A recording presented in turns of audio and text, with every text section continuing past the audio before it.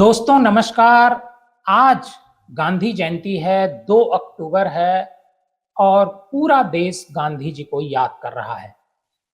आज के इस शो में हम आपको गांधी जी के हत्या की पूरी कहानी सुनाएंगे।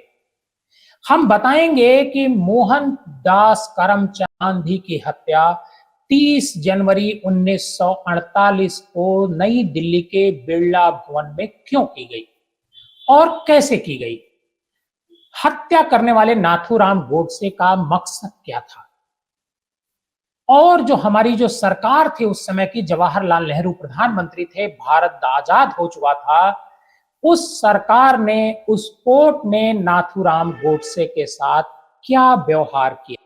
नाथूराम गोडसे ने हत्या गांधी जी की क्यों की और 30 जनवरी 1948 से पहले कितनी बार नाथूराम गोडसे अपने साथियों के साथ महात्मा गांधी की हत्या की कोशिश कर चुका था। यह पूरी कहानी हम आपको सुनाएंगे। आप हमारे साथ बने रहिए। महात्मा गांधी वैसे तो अक्सर ही दिल्ली आया करते थे, लेकिन 9 सितंबर 1947 को वह अंतिम बार दिल्ली आए। वे शाहदरा रेलवे स्टेशन पर उतरे। वहां उन्हें उप प्रधानमंत्री सरदार पटेल और स्वास्थ्य मंत्री राजकुमारी अमृत कौर लेने पहुंचे थे। सरदार पटेल ने वहां ही बापू से कहा कि अब उनका वाल्मीकि मंदिर में रहना सुरक्षा की दृष्टि से सही नहीं होगा। वैसे भी वहां पर अब पाकिस्तान से आए शरणार्थियों के रहने की व्यवस्था की गई है, इसलिए अब उनके रहने की व्यवस्था अल बुरकर रोड, जिसे अब 30 जनवरी मार्ग कहा जाता है, उसमें बिरला हाउस में की गई। नोआखली और कलकत्ता में सांप्रदायिक दंगों की आग को बुझाकर दिल्ली आ रहे बापू ने पटेल की सलाह को माना। वे वाल्मीकि मंदिर परिसर में अब 1 अप्रैल 1946 से 10 जून 1947 तक रहे। बापू शाम के वक्त मंदिर से सटी वाल्मीकि बस्ती में रहने वाले परिवारों के बच्चों को पढ़ाते थे। उनकी पाठशाला में खासी भीड़ हो जाया करती थी। वे इधर ही रहना चाहते थे, पर फिलहाल 78 साल के बापू उस समय असहाय थे। बापू को सीधे बिरला हाउस ले जाया गया। उन्होंने वहां पर पहुंचते ही सर्वधर्म प्रार्थना सभा भी शुरू करवा दी। उसमें बहुत से दिल्ली वाले शामिल होने लगे, पर वहां पर बीच बीच में तब अप्रिय स्थिति पैदा हो जाती जब कोई व्यक्ति कुरान की आयतों के पढ़े जाने का विरोध करने लगता था। इस कारण कई बार बीच में ही प्रार्थना सभाओं को स्थगित भी किया जाने लगा। निश्चित रूप से उस दौरान दिल्ली में वातावरण बेहद विषाक्त हो चुका था। दरियागंज, बेगमपुर, मालवीय नगर, पहाड़गंज, करोल बाग वगैरह में दंगे थम नहीं रहे थे। दिल्ली से सैकड़ों मुसलमान इस्लाम के नाम पर बने देश पाकिस्तान में जा रहे थे।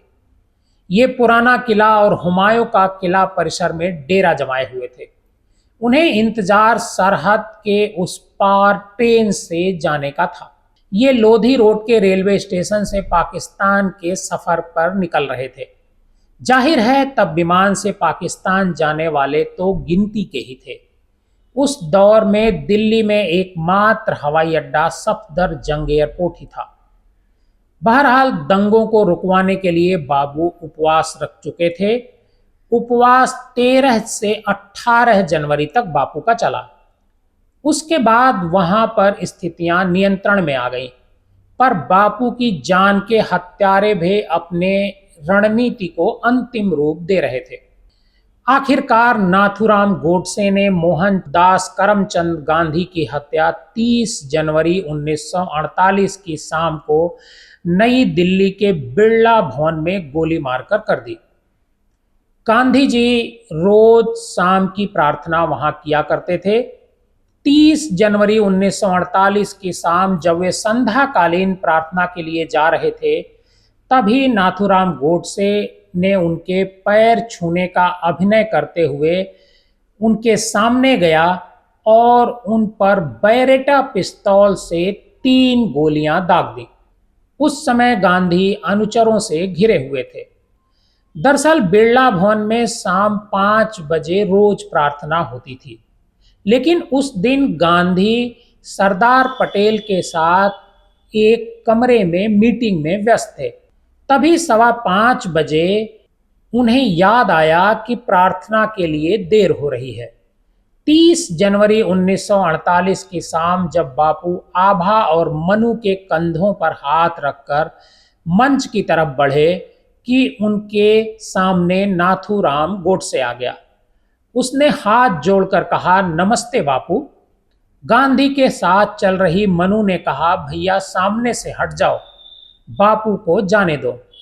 बापू को पहले ही देर हो चुकी है, लेकिन गोडसे ने मनु को धक्का दे दिया और अपने हाथों में छुपा रखी बैरेटा पिस्टल से गांधी के सीने पर एक के बाद एक 3 गोलियां दाग दी।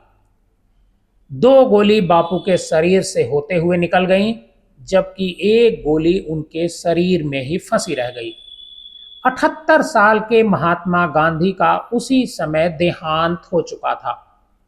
बिरला भवन में गांधी के शरीर को ढक कर रखा गया था, लेकिन जब उनके सबसे छोटे बेटे देवदास गांधी वहां पहुंचे तो उन्होंने बापू के शरीर से कपड़ा हटा दिया।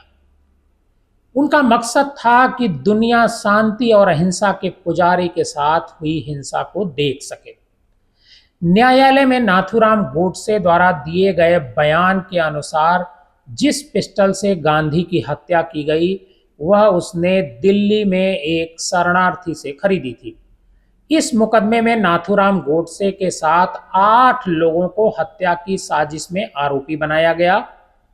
इन 8 लोगों में से 3 आरोपियों शंकर किस्तैया, दिगंबर बड़गे, विनायक दामोदर दास सावरकर में से दिगंबर बड़गे के सरकारी गवाह बनने के कारण बरी कर दिया गया।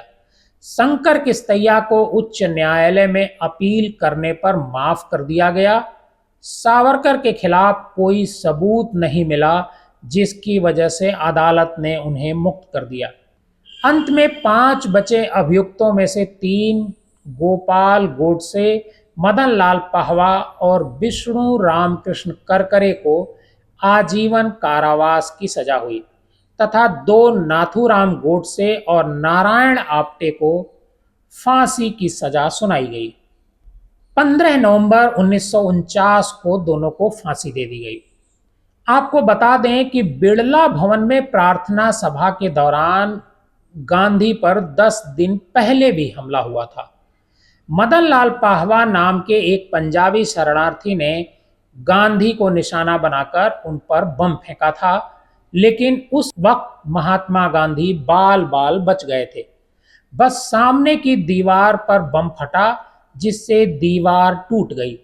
गांधी ने दिल्ली में अपना पहला आमरण अनशन शुरू किया था, जिसमें सांप्रदायिक हिंसा समाप्त करने को लेकर पाकिस्तान को 55 करोड़ रुपए का भुगतान करने के लिए कहा गया था।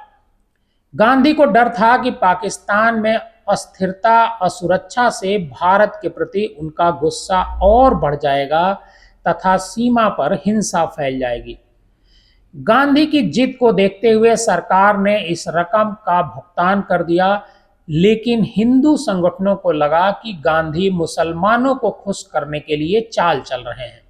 बम ब्लास्ट की इस घटना को गांधी के इस फैसले से जोड़कर देखा गया। नाथूराम गोडसे इससे पहले भी बापू के हत्या की 3 बार मई 1934, सितंबर 1944 में भी कोशिश कर चुका था, लेकिन असफल होने पर वह अपने दोस्त नारायण आप्टे के साथ मुंबई गया। इन दोनों ने दत्तात्रेय परचुरे और गंगाधर दंडवते के साथ मिलकर बैरेटा नामक पिस्टल खरीदी। असलहे के साथ ये दोनों 29 जनवरी 1948 को वापस दिल्ली पहुंचे और नई दिल्ली स्टेशन के रिटायरिंग रूम नंबर 6 में ठहरे। वहीं से शाम को ये बिड़ला भवन गए, क्योंकि इनको पता था कि शाम 5 बजे के बाद महात्मा गांधी सर्वधर्म सभा करते हैं। अब एक बड़ा सवाल था कि आखिर गोडसे ने गांधी की हत्या क्यों की, जबकि किसी जमाने में नाथूराम गोडसे के आदर्श भी महात्मा गांधी हुआ करते थे। आपको बता दें कि महात्मा गांधी के सत्याग्रह आंदोलन के सिलसिले में नाथूराम गोडसे को पहली बार जेल जाना पड़ा था, लेकिन देश के बंटवारे के बाद नाथूराम गोडसे का मन बापू और उनके विचारों के विपरीत दिशा में बढ़ने लगा। गोडसे के मन में बापू के प्रति कटुता बढ़ती चली गई। इस दौरान वीर सावरकर को गोडसे अपना गुरु मानने लगा था। दरअसल गोडसे के मन में गांधी के खिलाफ कटुता तो काफी पहले पनप चुकी थी, लेकिन आजादी के वक्त कई फैसलों और घटनाओं ने गोडसे को गांधी के खिलाफ और मजबूत किया। कहा जाता है कि गोडसे महात्मा गांधी के उस फैसले के खिलाफ था जिसमें वह चाहते थे कि पाकिस्तान को भारत की तरफ से 55 करोड़ की आर्थिक मदद दी जाए। इसके लिए बापू ने उपवास भी रखा था। उसे यह भी लगता था कि सरकार की मुस्लिमों के प्रति तुष्टीकरण की नीति गांधी जी के कारण ही है। गोडसे का मानना तो ये भी था कि भारत के विभाजन और उस समय हुई सांप्रदायिक हिंसा में लाखों हिंदुओं की हत्या के लिए महात्मा गांधी जिम्मेदार थे। नाथूराम गोडसे ने 8 नवंबर 1948 को कोर्ट के सामने 90 पन्नों का बयान पढ़ा था, जिसमें गोडसे ने कहा था कि मैंने वीर सावरकर और गांधी के लेखन का विचार का गहराई से अध्ययन किया, जिसने मेरा विश्वास पक्का किया कि बतौर राष्ट्रभक्त और विश्व नागरिक मेरा पहला कर्तव्य हिंदुत्व और हिंदुओं की सेवा करना है। 32 सालों से इकट्ठा हो रही उकसावेबाजी नतीजतन मुसलमानों के लिए उनके आखिरी अनशन ने आखिरकार मुझे इस नतीजे पर पहुंचने के लिए प्रेरित किया कि गांधी का अस्तित्व तुरंत खत्म करना चाहिए। इसी के बाद कोर्ट ने नाथूराम गोडसे और उसके दोस्त को फांसी की सजा सुनाई। अगर आप हमारे इस चैनल पर नए हैं और पहली बार हमारा ये प्रोग्राम देख रहे हैं तो हमारे इस चैनल को सब्सक्राइब कीजिए और हाँ, शेयर करना और लाइक करना कतई मत भूलिएगा।